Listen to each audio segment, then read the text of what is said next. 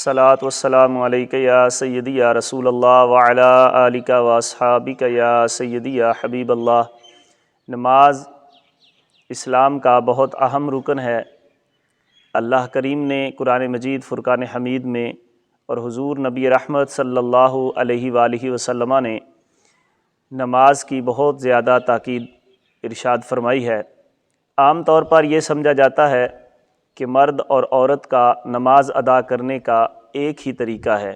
حالانکہ احادیث مبارکہ میں اور فقہاء کرام کی کتب میں یہ بات صراحت کے ساتھ موجود ہے۔ مرد اور عورت کا نماز کے ادا کرنے کا طریقہ کچھ جگہوں پر مختلف ہے۔ ان میں سے سب سے پہلے جو بات ہے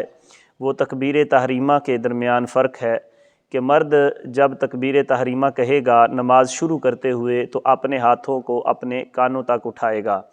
اور عورت جو ہے وہ اپنے کندھوں تک اپنے ہاتھوں کو اٹھائے گی۔ اس میں حدیث مبارکہ جو ہے وہ حضرت وائل بن حجر رضی اللہ تعالی عنہ سے روایت ہے۔ آپ فرماتے ہیں کہ میں حضور نبی رحمت صلی اللہ علیہ وآلہ وسلم کی خدمت میں حاضر ہوا تو حضور نبی رحمت صلی اللہ علیہ وآلہ وسلم نے مجھے مخاطب کرتے ہوئے ارشاد فرمایا کہ اے وائل، تو جب نماز شروع کرے تو اپنے ہاتھوں کو اپنے کانوں تک اٹھاؤ، اور عورت جب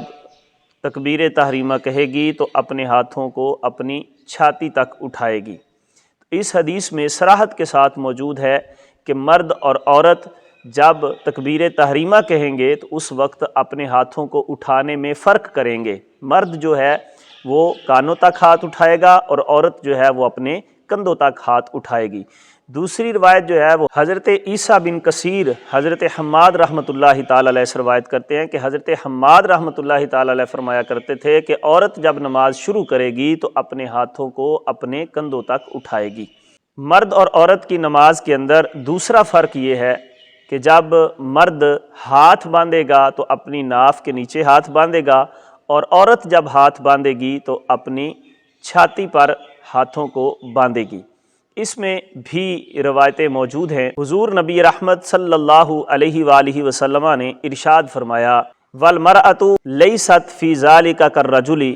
کہ اس بات میں عورت مرد کی طرح نہیں ہے۔ وہ بات کیا ہے؟ ہاتھ باندھنے کی، کہ ہاتھ باندھنے میں عورت مرد کی طرح نہیں ہے۔ مرد جو ہے وہ ناف پر ہاتھ باندھے گا، ناف کے نیچے ہاتھ باندھے گا،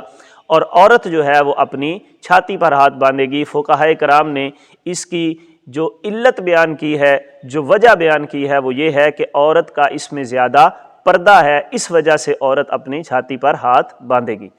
حضرت عطا رضی اللہ تعالی عنہ کا قول ہے، آپ فرماتے ہیں کہ عورت قیام کی حالت میں اپنے ہاتھوں کو جتنا سمیٹ سکتی ہے وہ سمیٹے گی،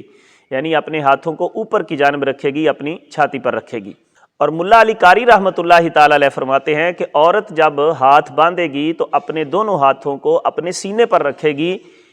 اور اس بات میں سب کا اتفاق ہے۔ ملا علی قاری رحمۃ اللہ تعالی علیہ فرماتے ہیں گویا کہ اس پر اجماع ہے کہ عورت جب ہاتھ باندھے گی تو اپنے سینے پر ہاتھ باندھے گی۔ آپ فرماتے ہیں اس لیے کہ اس میں عورت کے لیے پردہ زیادہ ہے۔ تیسرا فرق جو ہے وہ رکوع کرنے میں ہے کہ مرد جب رکوع کرے گا تو وہ جھکے گا، اپنے ہاتھوں کے ساتھ گھٹنوں کو پکڑے گا اور اپنی انگلیاں کھلی رکھے گا، اور مضبوط اس طرح دکھائی دے کہ جس طرح اس نے مضبوطی کے ساتھ پکڑا ہوا ہے، اور اپنی کمر کو سیدھا کرے گا۔ حالانکہ عورت جو ہے وہ اتنا نہیں جھکے گی، وہ اتنا ہی جھکے گی کہ اس کے ہاتھ جو ہیں وہ گھٹنوں تک پہنچ جائیں، اور گھٹنے پر وہ زور بھی نہیں دے گی، اور ہاتھوں کو فقط گھٹنوں پر رکھے گی تو اس کا رکوع ادا ہو جائے گا۔ اس بارے میں حضرت عطا بن رباح رضی اللہ تعالیٰ عنہ کا قول موجود ہے۔ آپ فرماتے ہیں کہ عورت جب رکوع کرے گی تو رکوع کرتے ہوئے اپنے آپ کو سمیٹے گی جتنا وہ سمیٹ سکتی ہے، اور اپنے ہاتھوں کو گھٹنوں پر رکھے گی اور اپنے پہلوؤں کے ساتھ اس کو ملائے گی۔ یعنی جب عورت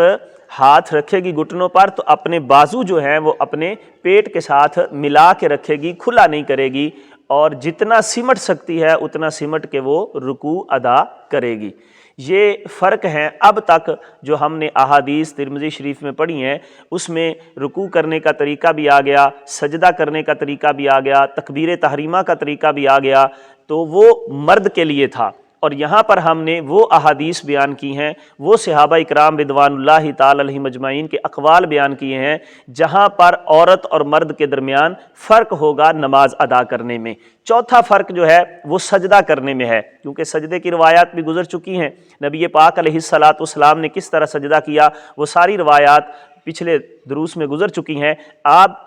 یہ فرق کہ عورت جو ہے وہ کس طرح سجدہ کرے گی اور مرد جو ہے وہ کس طرح سجدہ کرے گا، مرد کے لیے وہی طریقہ کار جو نبی پاک علیہ الصلاۃ والسلام سے امام ترمذی رحمۃ اللہ تعالیٰ علیہ نے روایت کیا ہے کہ 7 ہڈیوں پر سجدہ کرے گا، عورت بھی 7 ہی ہڈیوں پر سجدہ کرے گی، لیکن فرق یہ ہے کہ عورت کھل کر سجدہ نہیں کرے گی بلکہ اپنے آپ کو سمیٹ کر سجدہ کرے گی، اپنے پیٹ کو اپنی رانوں سے ملائے گی اور جو کوہنیاں ہیں وہ انہیں